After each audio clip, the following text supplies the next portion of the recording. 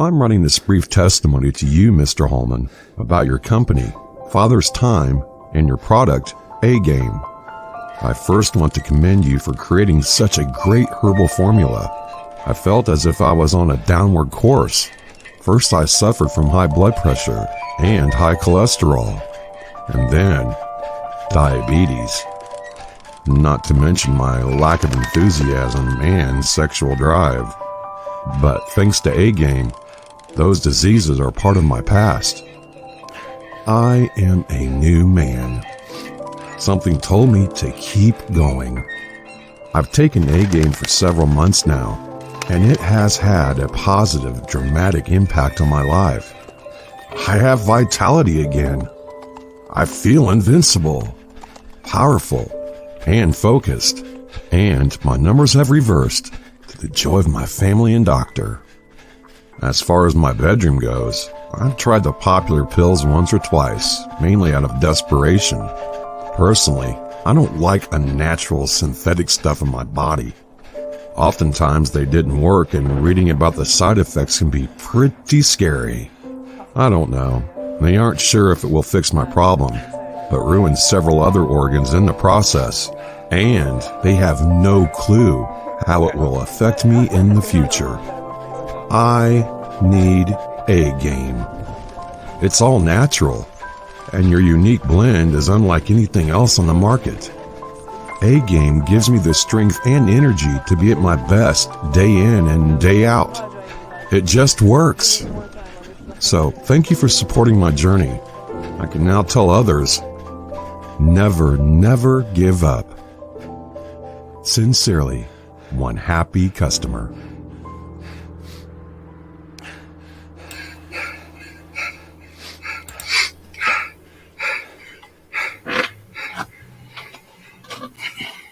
What's good, YouTube? It's your man Ronan, back with another one and celebrating the Marine Corps birthday. Simplified to my fellow Marines, and salute to all my fellow veterans out there. And I want to send a love and shout out to the A-Game family. Much love to the A-Game Nation. And just subscribers, both new and old. You already know the deal. Like, share, subscribe, hit the notification bell for future videos. And today, I wanted to start off doing something different.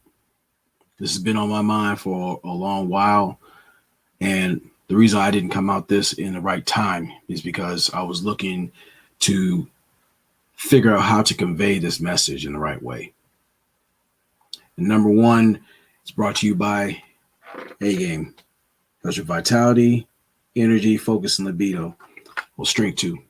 Now, that's going to play a part into this series because it's all encompassing, and trust me, it's going to be a long ass series, but it's going to be well worth it. I believe so. The title of this is The Military Mirror, the Spiritual War Front. And I'm specifically speaking to mainly my veterans. This can apply a little bit to civilians, but I'm speaking to the veterans who are in service, but mainly the ones who are getting ready to make that transition from enlisted to civilian. From my personal experience, I'm going to do my best to give my brothers out there and my sisters some help along the way, but I'm talking to my brothers mainly. So when it comes down to it, I'm going to link the 11 general orders that apply not just in service, but mainly when you make that transition into the civilian theater. And this is starting with number one. This is too familiar. To take charge of this post and all government property in view. Now, granted, that verbatim explains what you are tasked to do when you make that oath, swearing that Bible and flag and whatnot, and you go and do your time in service. But when your EAS comes out, your end of active service, you get your DD-214, and you checked out, put everything in supply, got the fuck out of your unit. Now you have a battle on your hands.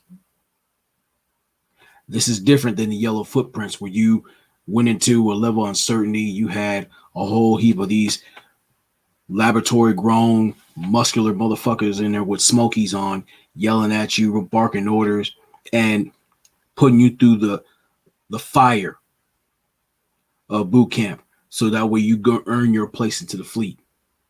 This is the complete opposite. You don't see the recognizable footprints.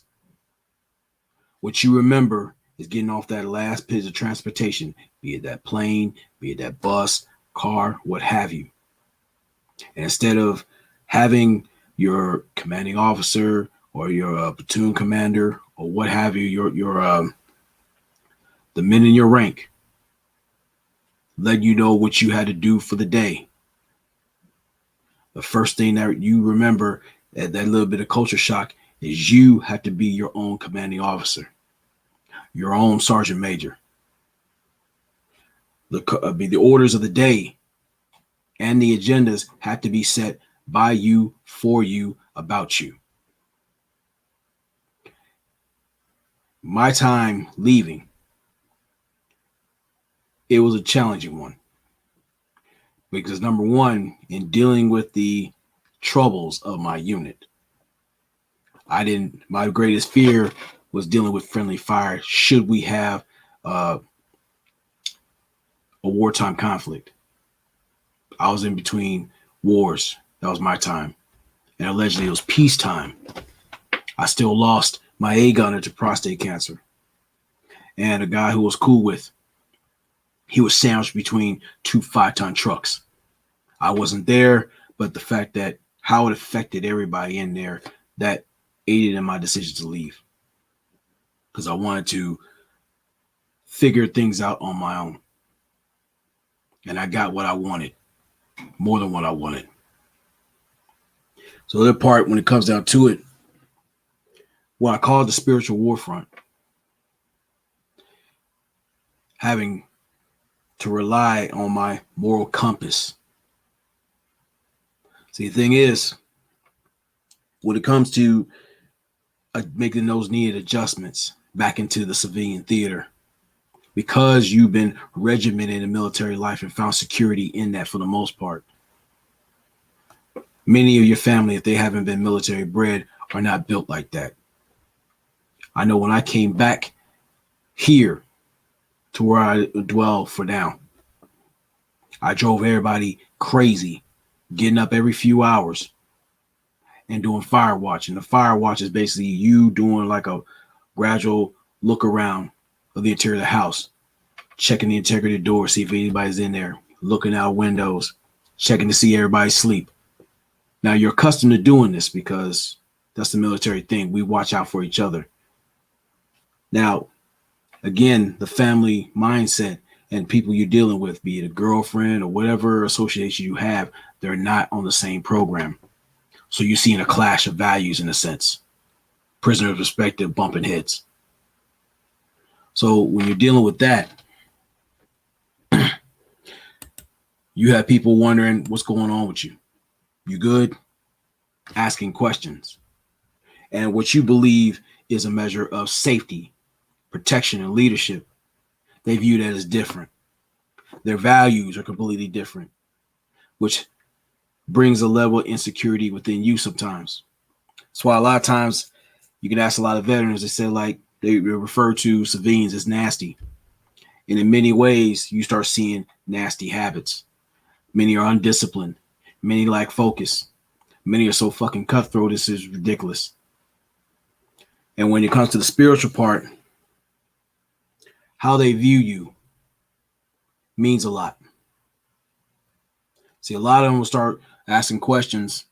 Why is he cutting his corners when he's making his bed?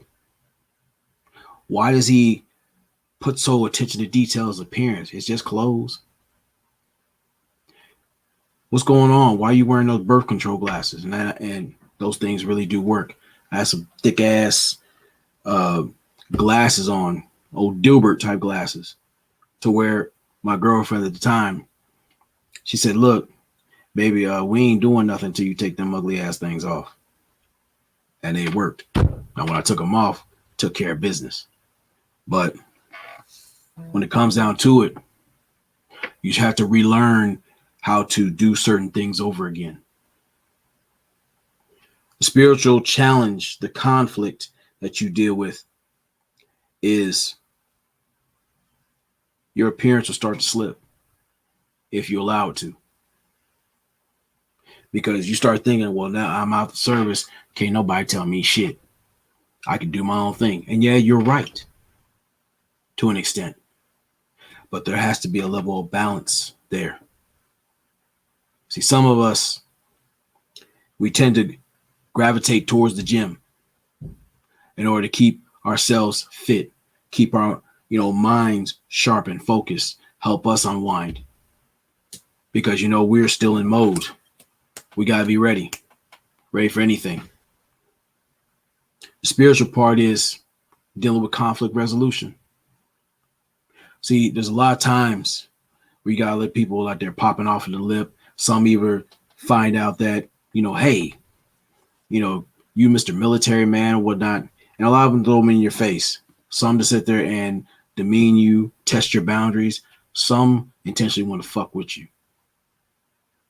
Now you have to walk that fine line between understanding that you're in the civilian theater, and if you get in trouble, the law is going to look at you different because you've been trained to kill in most cases.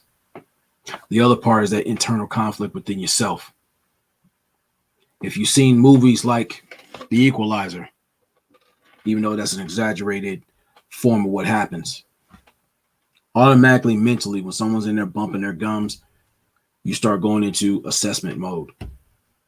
Many a military veteran can attest to this, especially when it comes to civilians, because one, you don't know what that person knows. And it would give them an ego boost or some stripes out there in the civilian public because they adhere to the law's value system. Yeah, I kicked the military man's ass. Now, some will allow that L to slide because they already know better.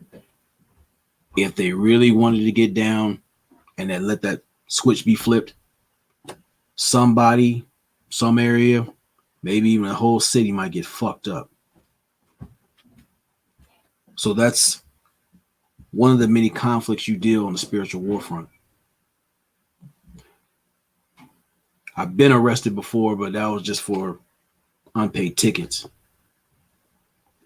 But when it came down to it, I had a lot of resentment from individuals that were in the law enforcement, be it them racist or whatnot. They made a point to sit there and try to talk down to me because they saw that on my record, I'm a Marine. So they try to throw little darts to see how I respond to certain things. And certain veterans, they've experienced that too. Now, when it comes to the spiritual part, most of us find out that we're financially compensated. We get compensation and pension. So if you're foolhardy to allow people to get access to your paperwork, or you actually go out there and leave with your wallet and tell them what you're getting, you could be viewed as a target. People can sit there and set you up for jumps or worse, or you'll get some little military trollop who's looking to use you as a lick. Say all the right things, just no different than a lot of the chicks out there when you were overseas. And because they saw your sharp uniform, how you carried yourself, your CDs, or what have you, your haircut, they see all the markers of a military man. That spiritual war front is where you need to have that the understanding of who you are and what you're about. Again, you have to take charge of your post. Not just a physical post or talk about you. This is your post. This is your post. You got to be watching You got to cover your own 6 most times. It isn't just visual, spiritual. You got to literally use the 4 T's: time, toll, trouble, and threat to vet everyone out, especially your family, anybody you lay with, or anybody you deem is cool. Because you notice when you come back, you had your little snippets of time when you saw those conversations under the street lamp.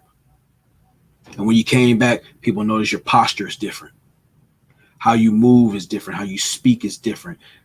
And if you take the time to gauge their responses, how you explain to how you're seeing the world, how you're learning certain things, how you learn about yourself, your different experiences, you might trigger a lot of jealousy in that conversation. Either overt or covert. The fact that you stepped outside of your comfort zone and re-entering the civilian theater, don't get it fucked up. People will feel some kind of way about you, good, bad, and indifferent. Now, some will be proud of you, and it's reassuring to hear either your family members or your loved ones speak glowingly about you. Like, yeah, he's been to this, and he's done this. Tell them the story about this, and this, and this. And you get people gathering around and figuring like, damn, what was that like out there? You have some other people who get close enough to figure out how you are making a difference because you're getting the attention they desire. Or they look at you as, you know what? This person thinks they're better than me because they went to the service, and they will be the main instructionist. Sometimes you lay with them. Some of them, you have a ring finger with them. You're married to the contract, but they long divorced your ass, both mentally, physically, and spiritually. What do you do when you're accustomed to separation? When it's a lot cleaner moving from a duty station and getting acclimated to the new space versus what you have to do here in the civilian theater, when it's a lot more messy. See, for example, what do you do as a military veteran? Because you already know you get a 10% boost, in a sense, till you get your chances to get work, right? What do you do when you have a new manager? And when I was working at a tire warehouse, maybe about a month or so after I had my head split open over dealing with some chicken head, he made it his intention, his mission, and he slipped up and talked to one of my coworkers who I was real cool with, and he came and told me this. He said, "Look, man, you need to be careful," because the new supervisor told me verbatim. He said, "Look, my first priority is to get them niggas out of my warehouse." And the timing of it all, because I asked to take some time off and get some paid time off for my knee surgery, because my knees are giving me hell at that time. And it's real difficult working at a tire warehouse in Houston. But then you get administratively released, which means they just separated me from a job with the timing of my rent was due. So I lost my job, and not shortly after, I lost my apartment. And here you got your family, which you was bumping heads with at the time, telling you like, look, you got nowhere to do. Come on back home. Now, what do you do with that spiritual conflict when their definition of house and home is completely different than yours? What do you do when you speak to this individual or that you have a relationship with, and you have someone break up with you on your post while you're in service? Or the fact that when you come back to the civilian theater and you deal with incidences where you have the VA hospital, some VA hospital staff tell you some real fucked up things. See the news clipping here in Indianapolis where you had a a few mental health personnel got caught up in emails and some of them got fired, I believe, or got punished for making fun of military men with dealing with illnesses. How do you adjust when you have military personnel, actually medical personnel, when you're doing your psych eval, and they put you in they ask you a fucked up question: do you want to get help or do you want to get paid? That's what the fuck she said. Now, for some reason, I can't seem to locate her because immediately after that was discussed, she was gone within 48 hours. When it comes down to it, part of that spiritual warfare isn't always bad. When you come out to service, and let's say you make it a point to be your own commanding officer, and you're putting the things together, you put together your unit, people who you deal with, you vet them out, and you become a pillar of influence. And you start speaking to your brothers about things they need to worry about. Talk about first aid, self-defense, learn how to do just in case type of situations, do it yourself type of things. The knowledge you learn accumulated in your time of service, that makes you a valuable asset to your people.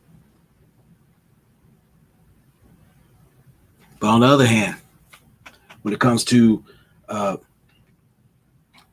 need for help, because most times you were taught to sit there and handle your business. Point A, point B, no bullshit.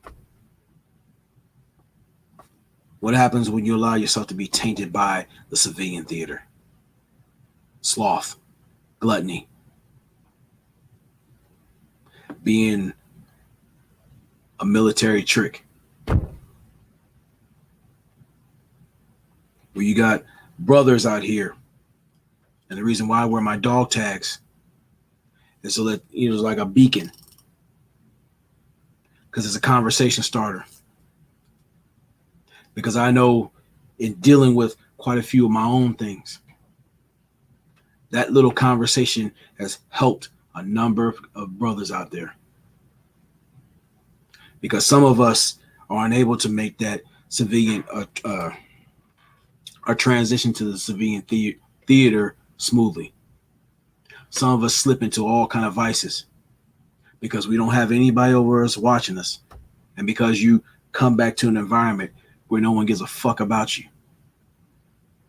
You have to be around people, or you have to internally develop that fire, that will, that level of resilience to get you back on point. Now, it's not to say you're not going to trip, fall, and make any mistakes as a newfound civilian, making your adjustments as you can. But when it comes down to it, you have to take ownership of your leadership. You may at one point led a series of men, a fire team, a squad, a company. Now you owe that service to yourself. And when it comes down to it, it isn't just barking orders at people or yourself. If you want the greatest testament of love as a military veteran, in the morning or whenever you can, you have to talk to yourself. Sometimes you have to have your own personal formation and get yourself right. You know what? Look, hey, I did this wrong. I can do this. I can unfuck this. Because at the time, I didn't have nobody to tell me this. I'd have people talk at me or talk around me. Very few people will be talked to you. Because many times over, most are unable to relate.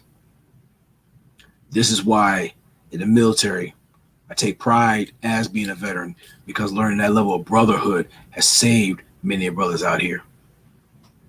This is why you need to do wellness checks, not just with your peers, but with yourself. because sometimes that's all the fuck you have.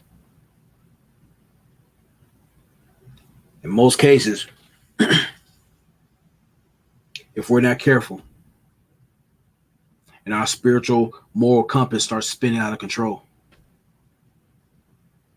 many of us will slide or become slaves to our vices, be it a needle, pills, alcohol, fucked up women, or be crippled by our coddling families.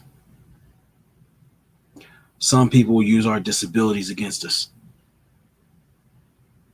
Some will nurture your demons and negotiate ways to pilfer your benefits, not just because of who you are, but what they can get out of you. So I want to say in closing with this, I need you guys to understand what this means. To take charge of your post and all government property in view. We're not talking about the military enlisted version of this. What you see in the mirror, what you see on every reflective surface, that is in that's what you govern. You take charge of your post. Who you are, what you about, and what you're represented by. This what helps you exercise the 4 T's, the 4 P's correctly, as best as humanly possible. Learning how to plan for yourself. Learn to have rewards and consequences, not just for the people you allow in your circumference, but to yourself. In many ways, you have to be an army in one, but it always helps to build your company and vet them out. Let them earn their title. Just as you earned your title, as in a respective branch, they have to earn their title in the right, proper fashion. Make your standards realistic, but remain firm in them. Because if they're not spiritually in tune with your banner, the flag, which happens to be this,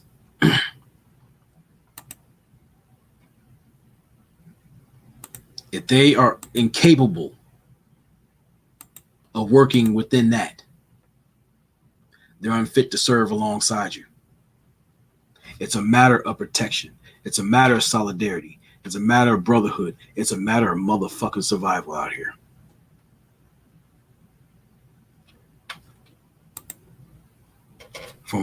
You work from the internal and allow the external to be built organically.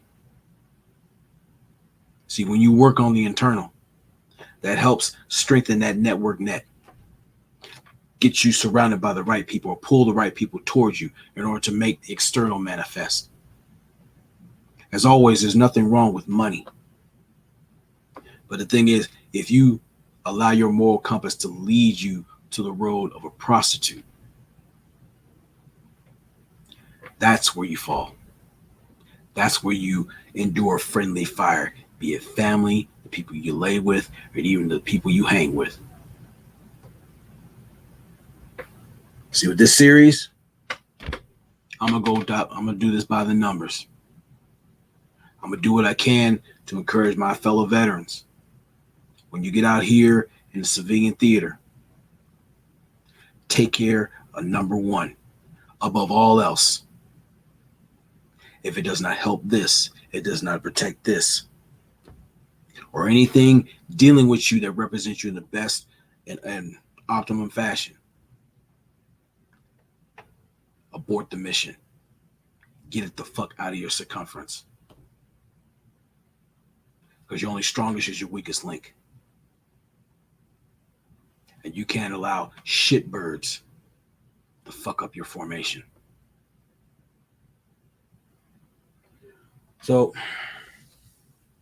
with that being said, when it comes to spiritual warfare, be prepared to wage war. Not just on the external, but the internal. And always remember, never allow your comfort zone become your coffin. I salute you guys. Semper Fi. Happy birthday to my fellow Marines. Be safe out there. Peace.